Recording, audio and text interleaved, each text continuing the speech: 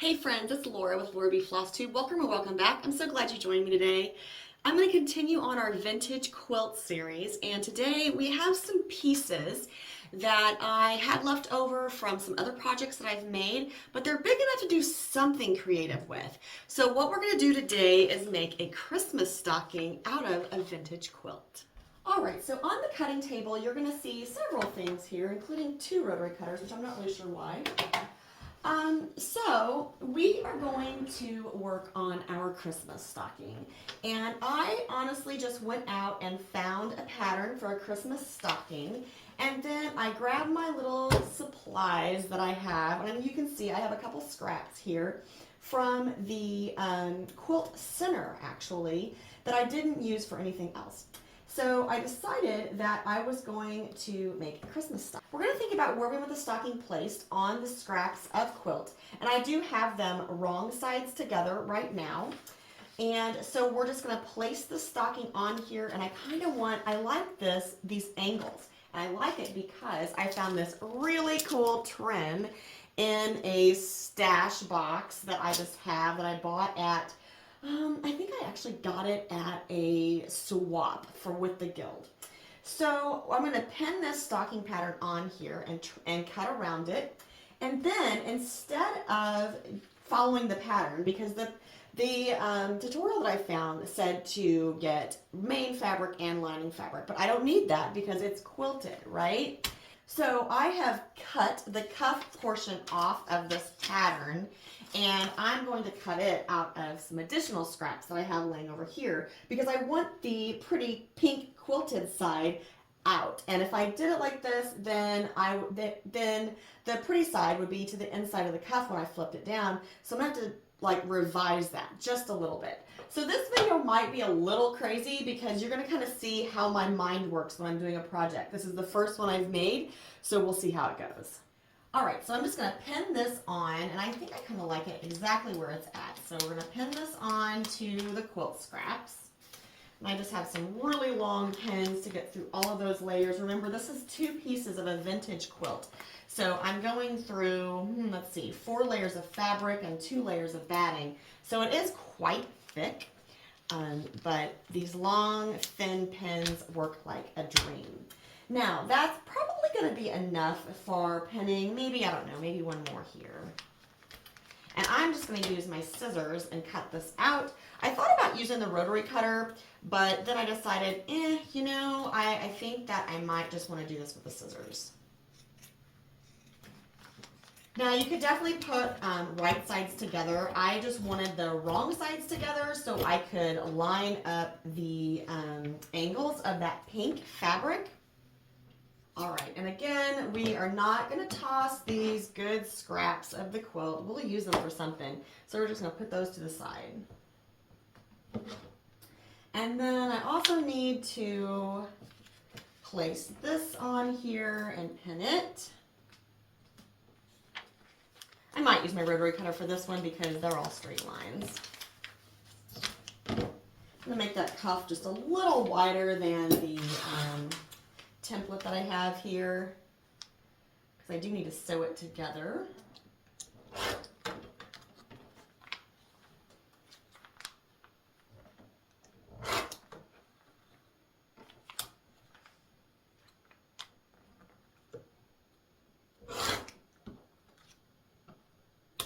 Those little scraps can go away. These are pretty small too. All right. So let's just check this and make sure, yep, that will work great. We're actually going to do a little bit of decoration to these stocking pieces before we sew them together. That way it will all be finished when we flip it out and easier to sew. So I want to put some of these beads along these angles. So I'm just going to take this over to the Juki and stitch right on that pink ribbon right along here and here. And then once I have that done, I'm going to cut a few of these beads off the ends just so I don't catch those in my sewing when I am on the serger. Just in case this is the first video that you've watched of mine, I'm just going to let you know I am using a Juki DX7. Right now I just have the clear foot on my machine that comes with it, and I am just going to use a Actually, I'm going to use a small zigzag. I do have pink thread in my top, and then I have a white thread in my bobbin.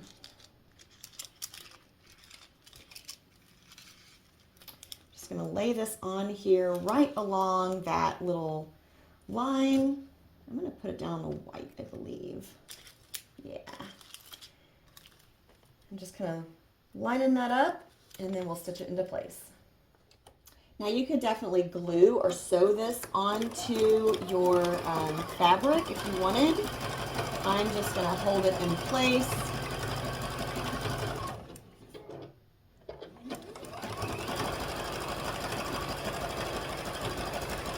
I decided a little decorative stitch would be kind of nice on this pink ribbon.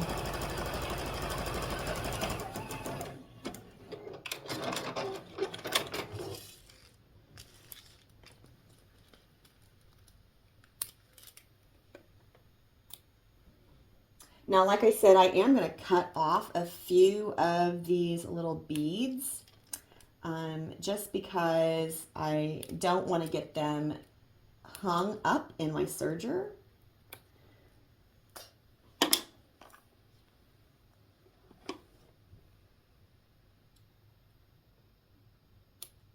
I think 2 of them will be enough.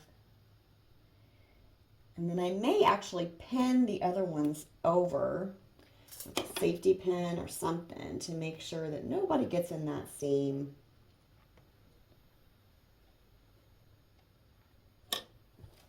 All right, so let's go down here.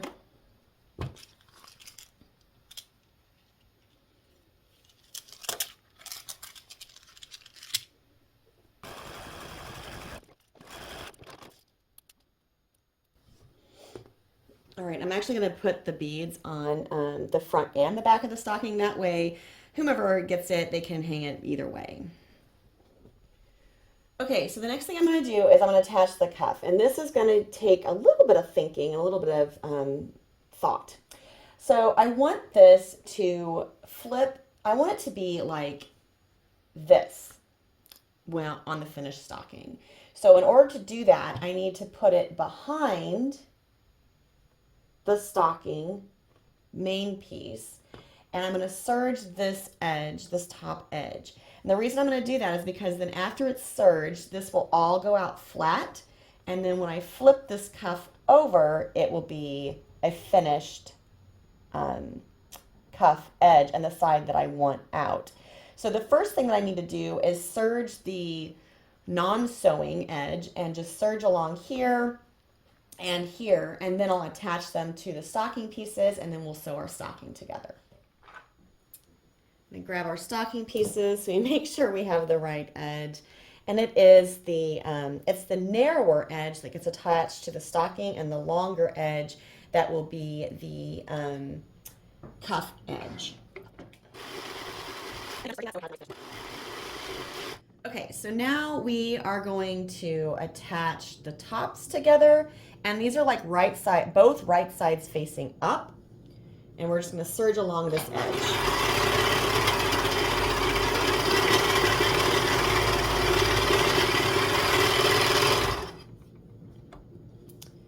The same thing with this one. We're going to just serge along that top edge, both right sides facing up, which is, I know, it's odd.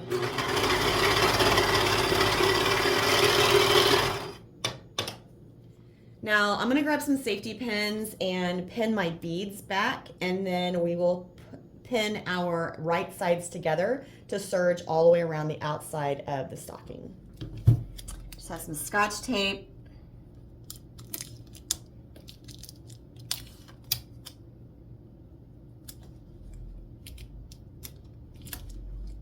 Tape these beads out of the way. You are seeing into the mind of me right now. It's just, you know, sometimes I'm like, ooh, I should do this. And then I'm like, oh, wait, you know what? This may be dangerous. Let's do something different. Because I do not want to ruin my serger. And then those beads, you know, that tape, I will just take that off when I'm done. Okay, so now I'm just going to take these two pieces of stocking and put them right sides together and have a few pins along the way. I definitely want to try to match these cuff seams, so I'm going to put a pin there.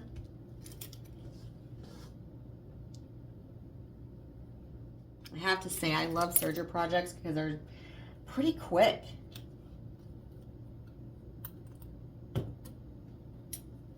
All right, so I'm gonna start up here. I'm gonna go all the way around and then we're gonna turn out our stocking. You know what, I forgot one thing. We wanna make a loop for our stocking. I'm gonna sew basically a long tube and then we're gonna turn it into a loop. So let's get this sewn.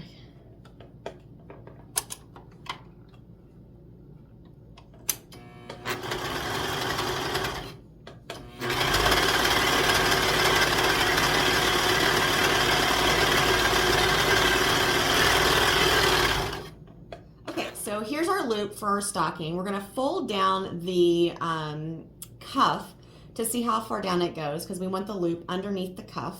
So this is gonna go somewhere right about here and I want it to be like this. So for it to angle up like this, it needs to angle down like this. So I'm just gonna stick this in here and pin it in place. I'm not gonna lie, that's gonna be a lot of layers for this little serger to go through, but I think it can do it. We'll find out. All right, so when you're working with a serger and pins, make sure you're paying attention and that you stop.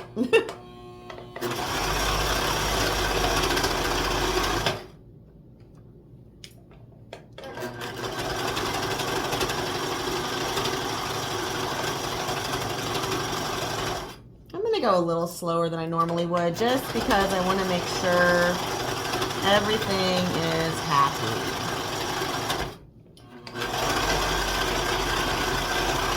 Yes, you can do curves on a serger. Just go slow. Well, my pin head just came off. So let's get some needle nose pliers and pull this pin out.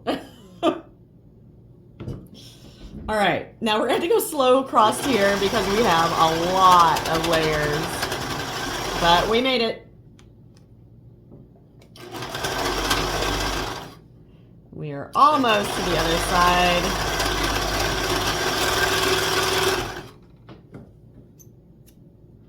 Whew. See, the pin head removal, or my husband laughs at me because I have my own like toolbox and a bunch of tools and things, and I tell him, sometimes I need them, and he doesn't believe me, but just wait. I'm gonna tell him, you need to watch the stocking video because I had to grab my needle nose pliers to save my sewing. With serging, you always want to leave a tail, and then you want to run that tail back down inside your seam because that's the only way that you're going to kind of secure your serging. So let's do that. I think I've shown this on just about every serging video that I've done, but just in case you haven't watched any of the other ones, I just want to make sure that you're aware of this. So I have a very large-eyed needle, and I'm just going to put that entire serged thread through here, and then I'm going to run it back down inside of this seam. And you want to go like 1.5 inches or 2 inches, something like that, and then just cut it off at that point. You don't want to cut it off right at the edge because that serging, well, see how this one just like pulls out, right? So if I didn't run this back down through the seam, then you run the risk of losing your serging seam. And I'm just running it down through. It's easier to do this when I'm not trying to talk. Running it down through the seam and coming out about 1.5 inches or 2 inches down. And then just pulling that thread down through and snipping off the tail. All right, so let's turn our stocking out and see what we have.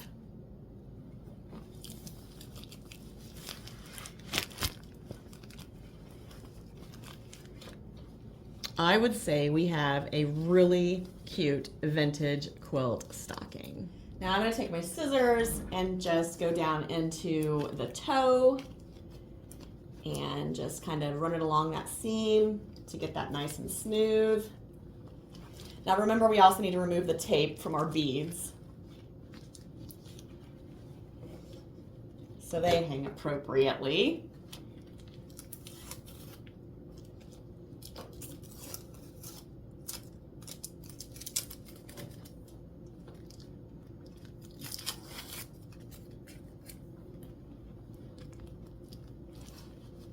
There are lots of free stocking patterns out there. You can also just download a stocking clip art.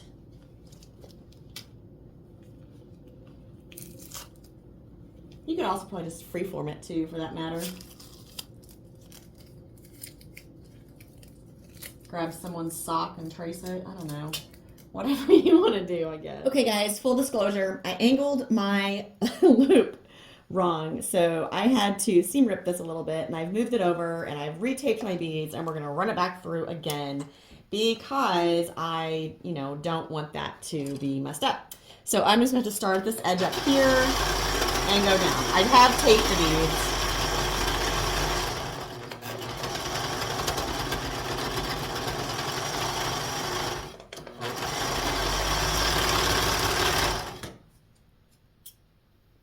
To show you that goof up just because, sometimes you think you're right and you're not. And you need to know that everyone does that. Okay, so here is our vintage quilt beaded stocking. It can go either way because we put that beautiful beaded trim on both sides of the stocking. And it's going to be so cute hanging on the mantle. I hope you enjoyed this tutorial on just something else to do with a vintage quilt, an upcycle, recycle, repurpose project.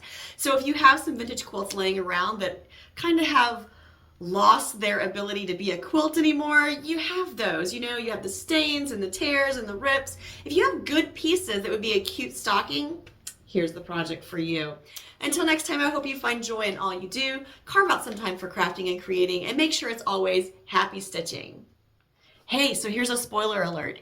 If you don't want to make one of your own vintage quilt stockings, but you want to purchase a vintage quilt stocking, check out my Etsy shop because this item is going to be for sale.